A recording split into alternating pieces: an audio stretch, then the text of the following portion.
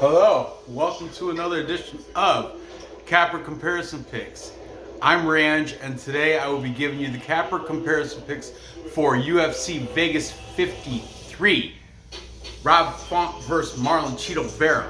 But these are not, I'm not to that fight yet. That's the main event. I'm going to go through the post-lims. It's a new term for me. I saw Bellator was using it. It's still, they're prelim fights, but they're not the early prelims. Bellator uses it, so I'm using the post-lims right before the main card fights. So, be sure to check out the video I did yesterday where I did go over the early prelims. I'm moving right up the order according to Tapology. Unless it changed today, it should be good. These odds come fresh off the Bet Online. Just now I uploaded them, and some of them did move a little bit. So without further ado, let's get into this. We're going to start out with the lightweight fight between Money Mike Breeden and Natan Levy. Okay, Mike Breeden is the underdog here, plus 157. This is one of the lines that did move. He was a plus 180.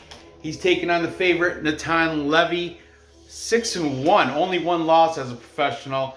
He was a minus 225, big old 2-1 favorite.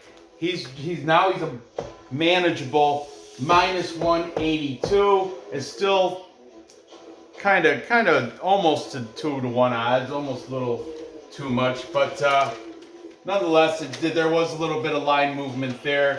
Over under set at 2.5 rounds. Over 2.5 is minus 180. If you think it's going to stop short of 2.5, you can pay 1.5 times your bet at plus 150. So let's start with the favorite, as we always do, Natan Levy, the fighter from Israel.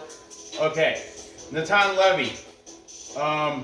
He fights out of Syndicate MMA over in Vegas. Pretty decent facility over there. He's coming off a loss in his UFC debut against Rafa Garcia. Now, Natan Levy is a karate black belt and a kung fu black belt. That's you don't hear that all the time. Kung fu. Natan Levy. Everybody was kung fu fighting. Anyway, he lost his UFC debut to Rafa Garcia by unanimous decision. But his ticket into the UFC was a Contender Series win against, what's this guy's name? Shaheen Santana. He got him in an arm triangle in round 3. Pretty good.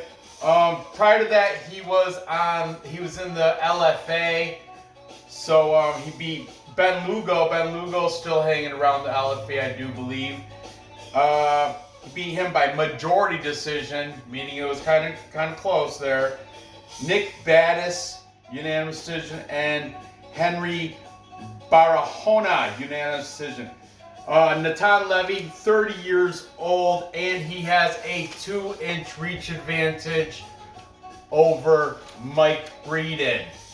Mike Breeden is 33 years old. He comes in with a professional record of 10-4, so you got to think a little bit more pro experience there for Breeden, considering he has double the amount of fights.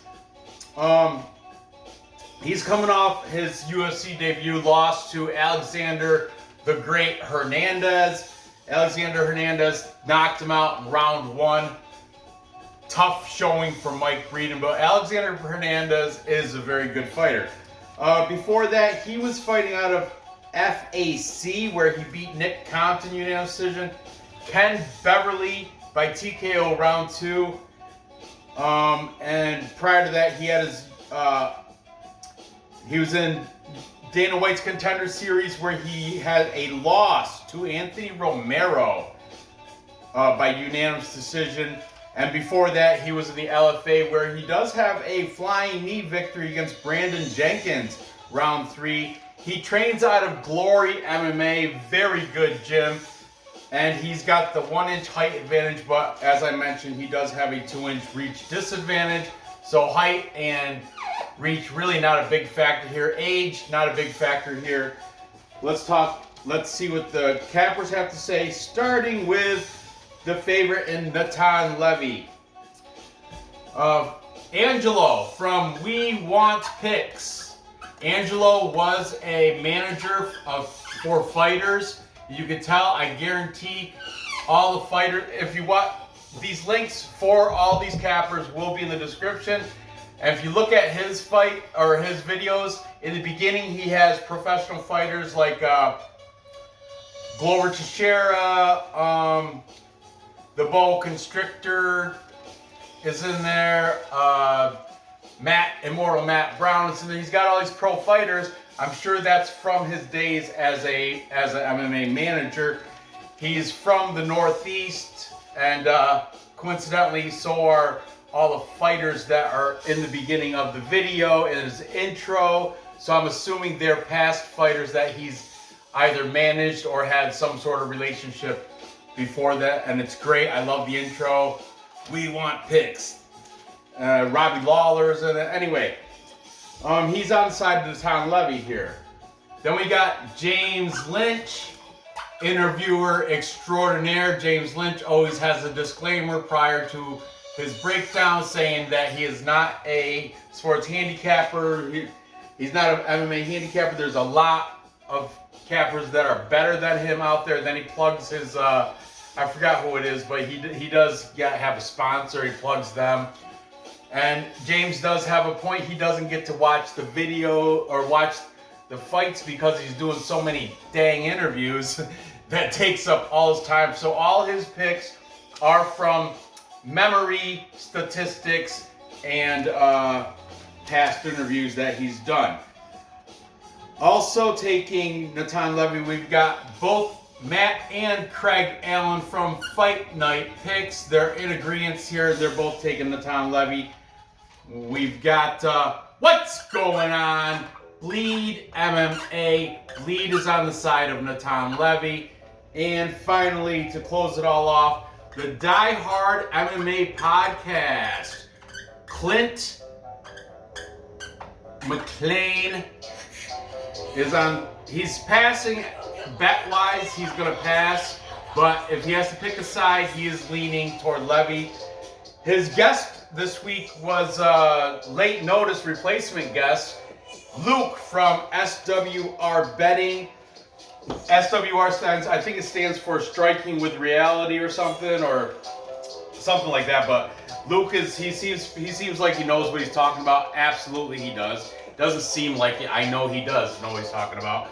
He's not really making a pick here, but he said if he had to place a bet on it, he would go with dog or pass situation. But I'm not going to put him on this side. I'm just going to say he's passing on this fight because that's really what he's doing. So this is a full capper consensus. Everybody is on the side of Natan Levy. If you don't know, a full capper consensus, I'll do the dance for you guys. I don't care. A full capper consensus is when all the handicappers are in agreement and picking the same side. I'm going to throw some good luck pearls to all you bettors out there. And in this case, every handicapper on this show is taking Natan Levy. But some of them are not confident, like Clint. He made some good points for Mike Breeden. But overall, everybody's taking Natan Levy as well. Oh man, I kind of like Money Mike Breeden. I like that he trains out of Glory MMA. But Natan Levy fighting out of Syndicate, and he does have that Kung Fu black belt and the karate style black belt. And he does have he's got some good ground game too for a Kung Fu karate guy. So, he does have submission wins in his back pocket. In his contender series, he got an arm triangle. So he knows what he's doing on the ground. Mike Breeden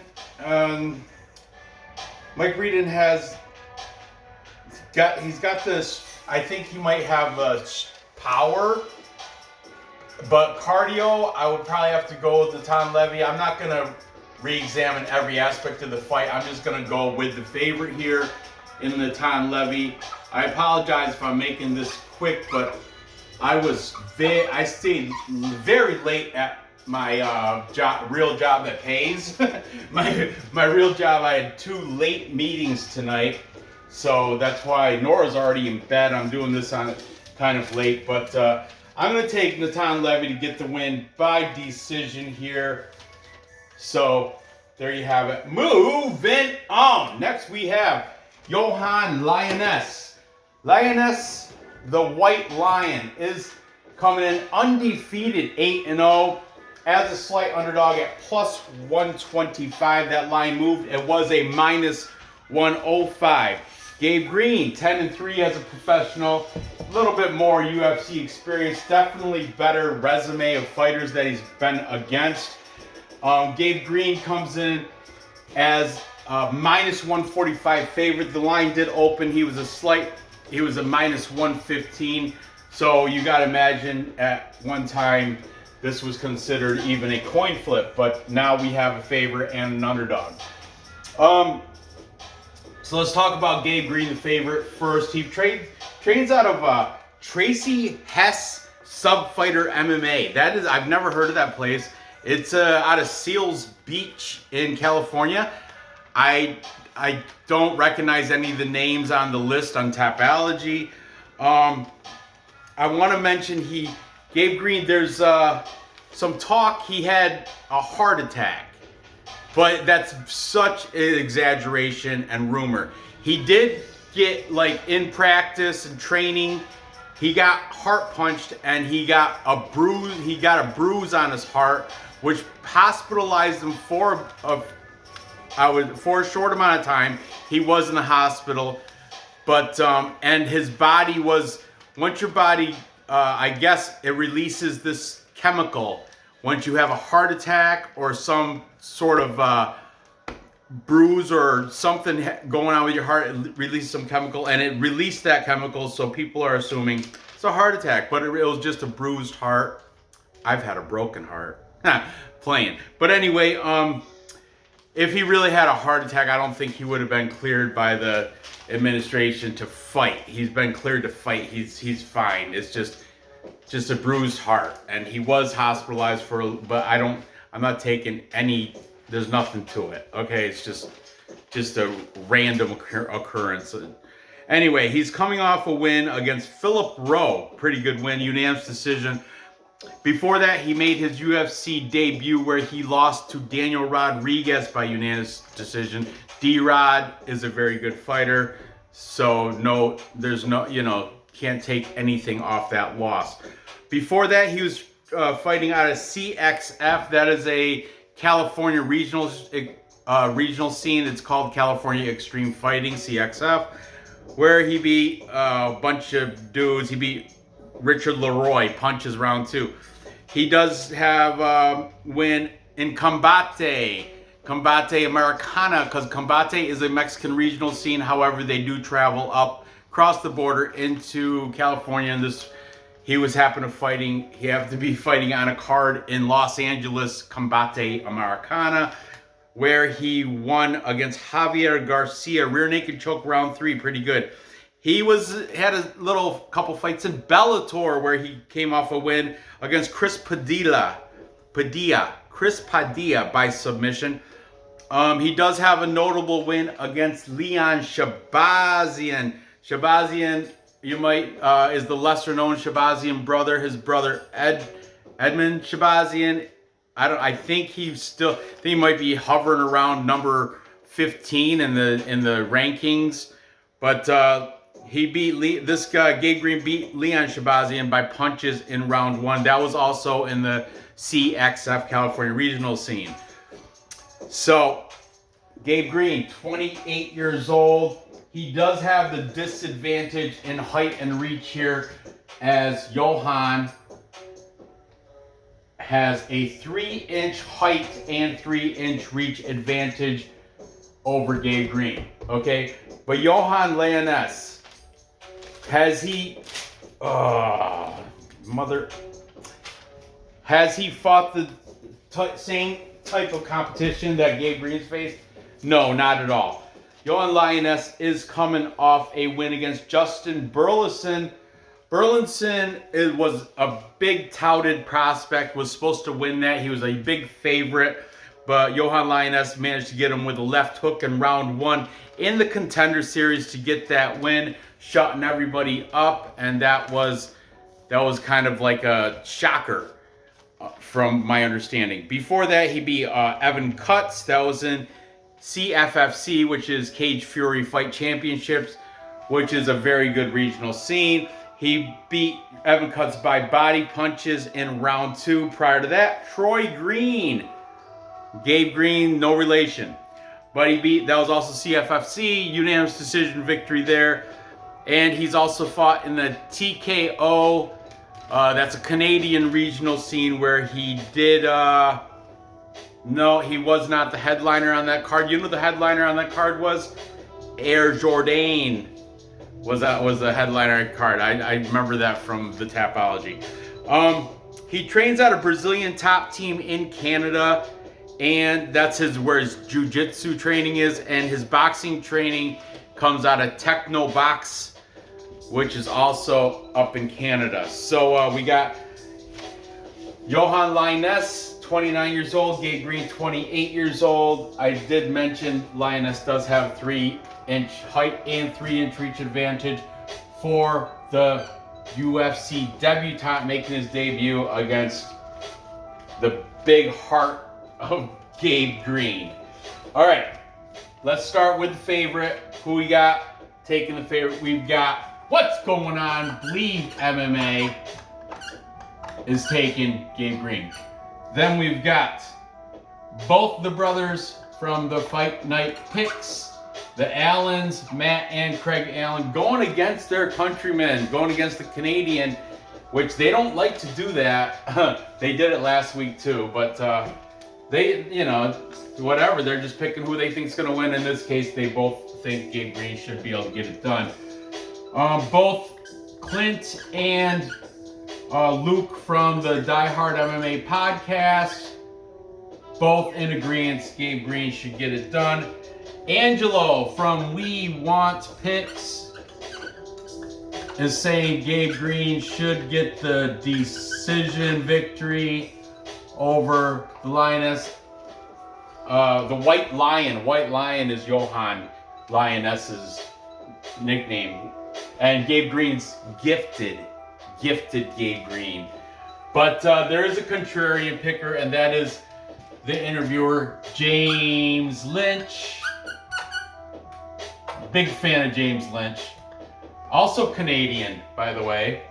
James Lynch is saying Yohan Lainesse should get a decision victory here. But full disclaimer, don't tail him. Don't place bets on what he thinks. He's just giving you what his opinion is in this fight. And he thinks Lainesse will come out with a decision victory over Gabe Green. And he was the first one that I heard mention the whole heart bruise or heart attack from Gabe Green. And that's what he called it. He called it a heart attack, but after further research, actually I learned it off Clint's Die Hard MMA podcast. I learned it through the chat and from what Clint and Fight Night Picks also mentioned it. It was a bruised heart, so don't take anything off the heart attack. So that being said, I'm going to go with the experience as well with the Capra majority. I'm not putting a gamble on an unproven Lainesse, even though he did have the big upset in the Contender Series, the big upset against Justin Burleson. But I'm going to take Gabe Green here to get it done. How? I think we'll go with this Lainesse though. He can knock people out. But I mean, he did it. But he hasn't. Who's he beat though? Justin Burleson, Evan Cutts. So anyway, I'm gonna take Gabe Green to get it done by decision. Sorry, it's not flashy, or I'm not saying within distance or anything. That the 1.5. The total set at 1.5 rounds. So if you think it's going to go under 1.5, even money plus 100. The bookies, everybody else, minus 130 is kind of a easy, quick money play to make a little bit of money because I'm sure it's going to go that way. But I don't do minus money bets. However, that is tempting because it's almost even money. It's like, you know, and it's a pretty 1.5 rounds. Almost, I think that's almost the sure thing. The probability is that it should go well over 1.5 rounds. I'm saying to decision. So finally, moving on, we've got the flyweight fight between Daniel DeSilva, aka Daniel Lasarda, taking on Francisco Figueiredo, the lesser Figueiredo brother, just like what Leon Shabazian is to Edmund, Francisco is to Davidson. I think he may forever be living in his brother's shadow. It's unfortunate, but maybe he can make a name for himself and get out of his brother's shadow. So, let's break this down. Daniel Lasarda, Daniel DeSilva is the favorite here at minus 130. That line did widen up a little bit more. It was at minus 115. Figueiredo was at minus 105. Now he's at plus money. He's at plus 110. So let's talk about Daniel DeSilva. He trains out of the ATS team. Alex Cowboy Oliveira also training out of there. I think Alex Cowboy Oliveira, did he retire? I think he did retire, or his contract ended. I just know he's not fighting in the UFC anymore. I think he retired though. Daniel DeSilva is coming off a loss to Jeff Molina, where he lost by counter right to ground strikes in round 2, but he did have some success early in that fight in round 1. He's like comes out with a bang in round 1. It seems like he's like one of those round 1, almost a round 1 or bust type of guy. He does put it out there in round 1, oftentimes empties his gas tank. So that's where, if you can survive round 1, chances are you might be able to get it done in round 2 or 3. Before that, he was in Shuto, not the one in Japan though, Shuto, Brazil, where he beat Rodrigo Serafin TKO. When? Round 1, as I just mentioned. He's 3-2 in his last 5. These guys have the same height, 1-inch reach advantage for DeSilva, so pretty much same reach. DeSilva is 7 years younger, he's 25. Francisco Figueiredo is 32. Let's get on the side of Bad Figgy. I don't like to call him Bad Figgy. I don't like to call him, Fig Newton. I don't like to call him the fake Figgy or any. It's bothersome to me. I don't know. It's just, I don't like the fact that he probably will be in his brother's shadow, because his brother Davidson is, championship material, where Francisco is struggling just to keep himself notable in UFC. Okay, Francisco Figueiredo coming with a professional record of 12 wins, 4 losses, and 1 draw. He did win his UFC debut against Jerome Rivera by unanimous decision, but after that he lost to Malcolm Gordon. It's mixed. Some people think he's horrible. Some people think he's good. I don't know. But Francisco Figueiredo lost by unanimous decision to Malcolm Gordon. Before that, he was fighting out of Jungle Fights, where he beat he had a draw, his 1 draw, against Eduardo Souza by unanimous decision. And that was a rematch, because the first time he fought Eduardo Souza in Jungle Fights, he took an L, he took a loss. So Francisco Figueiredo is 3-1-1 in his last 5. And like I said, he does have losses down in jungle fights. He trains out of Team Figueiredo with his brother. He is a BJJ black belt, though. That is a very good, and that's a very good trait, very good quality in this fight. We're gonna see what the cappers have to say in this one, starting with Daniel Lasarda. It's DeSilva. I don't even know why he changed his name, what's going on there. Like, you can't, if you search fights and stuff, you gotta search Daniel Lasarda, and you'll come up with a whole bunch. You can probably see pretty much every pro fight he's had under Lasarda. But if you search Daniel DeSilva, you're not going to get a lot of info kickback. So I don't know what's going on with the name change. I don't know. I don't want to even hypothesize on why he's going by under the nomenclature or moniker of DeSilva. But we'll call it what it is. Miojo. That's his nickname. Miojo. Anyway, taking Miojo. We've got Justin Lynch. He's saying DeSilva's going to win in the 3rd round. That's interesting, James Lynch, because as I was mentioning, I think he's more of an early round fighter. I think by the 3rd round he's going to be gassed or just not there. Like, you know, he's going to be a shell of himself because he does put a lot out in the 1st round. But James Lynch, good on you. Then we've got, jumping over to the Francisco Figueiredo side, we got Angelo from We Want Picks. I love it. Taking Francisco Figueiredo. The Sniper. Come on, Sniper. Francisco Figueiredo, the Sniper. There's like 4 snipers now in the UFC. Anyway, maybe not 4, but there's all different, whatever. Then we've got Die Hard MMA podcast, both Luke and Clint in agreement. Clint is actually going to pass on this fight. He says he's passing, but he's leaning DeSilva. But Clint's a degen. He's a degenerate, just like me. I'm sure come fight night he will put DeSilva in a parlay or a bet or something, live bet, something on DeSilva, because that's how he rolls.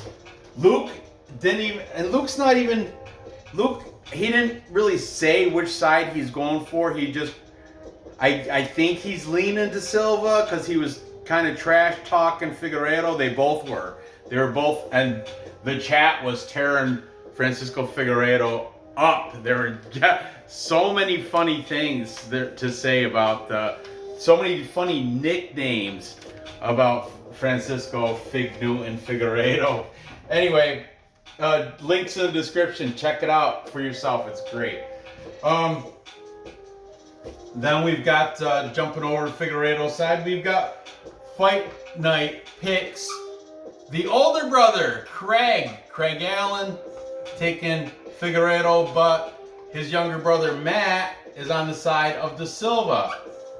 Interesting. I do like when the Allens, when they disagree, because that means somebody's going to pass the belt on to the other guy. I don't know who's winning right now in their they like compete against each other and they keep their record on the screen. I didn't check it out, but I do. Last time I checked, I think Matt might have been ahead a little bit. But anyway, Matt is on the side of DeSilva. And finally, we've got Bleed, and he is going to take Daniel DeSilva to get it done over Figueiredo. He does not say the method, but he is taking the side of Daniel DeSilva. Me though, as you could probably fathom, I've been defending Francisco Figueiredo, and I'm gonna go that way. I think I like him at plus money. I think he's not a bum. He beat Jerome Rivera in his. Jerome Rivera's not a can. It was a UFC debut too. He did get beat by Malcolm Gordon, but I think Malcolm Gordon's okay. And I do like Figueiredo has a proven BJJ black belt. And his brother is David's. I know you can't go off the coattails of your brother. It's just you. And he's not his brother. He's his own person. But I'm going to take Francisco Figueiredo here at plus money. Plus money! To get it done. And I think he might even, I'm not going to say within distance. He's a decisionator. I'm going to say by decision. I think he's kind of slow going. If he can survive the first round, which I reckon he will, I think he might be able to take care of business. I think he might even win the first round. I think it'll go to the ground where he will have the advantage and he'll have more control time. He'll be going for some submissions where they'll be defended by DeSilva, but DeSilva won't be able to get anything going on the ground. He's more of a stand-up striker guy. Where's he training out of? ATS team. Cowboy Oliveira? I don't know. But anyway, I'm taking Francisco Figueiredo to get it done by decision. Unfortunately, I took every one of these fights by decision. But sometimes it's just how the cookie crumbles. So to recap, time check. My daughter's already in bed. I told you it's super late. So to recap, oh, I'm good on my time. So to recap, I've got Natan Levy beating Money Mike Breeden by decision. A unanimous decision. I don't think it's going to be close. Mike Breeden, I don't know if he's really quite UFC caliber. I suppose there's an argument that he can be, but Then I'm going to take Gabe Green, also by decision.